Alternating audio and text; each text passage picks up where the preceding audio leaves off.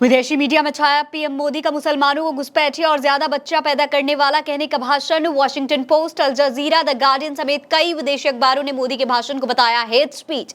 Social media पर भी trend हुआ हैशटैग मोदी हेट स्पीच। अपने भाषण के लिए विपक्ष के विरोध के बाद इंटरनेशनल आलोचना झेल रहे हैं पीएम मोदी। मेरठ से भाजपा प्रत्याशी अरुण गोविल के रोड शो में हुई लूट। रोड शो में जैसे ही लगाए जय श्री राम के नारे, व्यापारी की जेब से गायब हो गए 36,000 रुपए। जेबकतरों ने भाजपा कार्यकर्ताओं सहित अन्य लोगों के करीब 20 मोबाइल और हजारों रुपए की नकदी उड़ा दी। पुलिस ने धरपकड़ की तो मोबाइल व नकदी हुई बरामद। 3 आरोपियों को फिलहाल हिरासत में लिया गया। पतंजलि विज्ञापन केस में आज सुप्रीम कोर्ट में हुई सुनवाई। जस्टिस हेमा कोहली और जस्टिस अमानुतुल्लाह की बेंच ने फिर रामदेव को लगाई फटकार। पतंजलि ने कहा कि 67 अखबारों में माफीनामा छपवाया। कोर्ट ने पूछा, साइज विज्ञापन जैसा है क्या? कटिंग भेजिए, माइक्रोस्कोप से तो देखना नहीं पड़ेगा। मुख्तार अंसारी की विसरा रिपोर्ट आई सामने। 28 मार्च को बाहुबली मुख्तार अंसारी की हो गई थी मौत।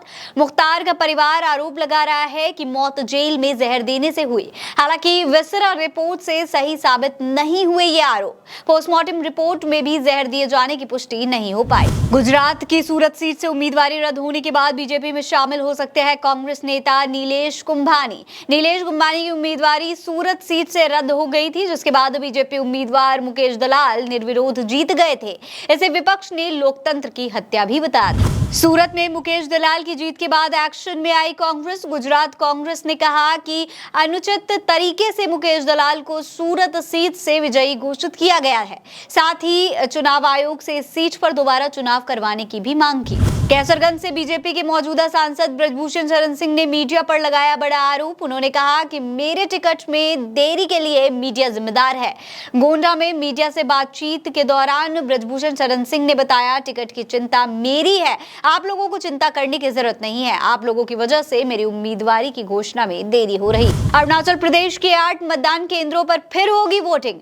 28 अप्रैल को होगा मतदान। 19 अप्रैल को एक साथ कराए लोकसभा और विधानसभा चुनाव के दौरान हिंसा होने की जानकारी सामने आई थी, जिसके बाद लिया गया दोबारा चुनाव करवाने का फैसला। सीजेआई डीवाई चंद्रचूड़ को अपने पहले केस के लिए मिली थी 60 रुपए की फीस। कोर्ट में सुनाया किस्सा। सीजेआई चंद्रचूड़ ने खुलासा बार काउंसिलों के नॉमिनेशन के लिए अलग अलग फीस लेने के मामले में सुनवाई के दौरान किया। कोलकाता हाईकोर्ट की इलेक्शन कमीशन से अपील। बंगाल में रामनवमी पर जहां हिंसा हुई वहां चुनाव स्थगित करें।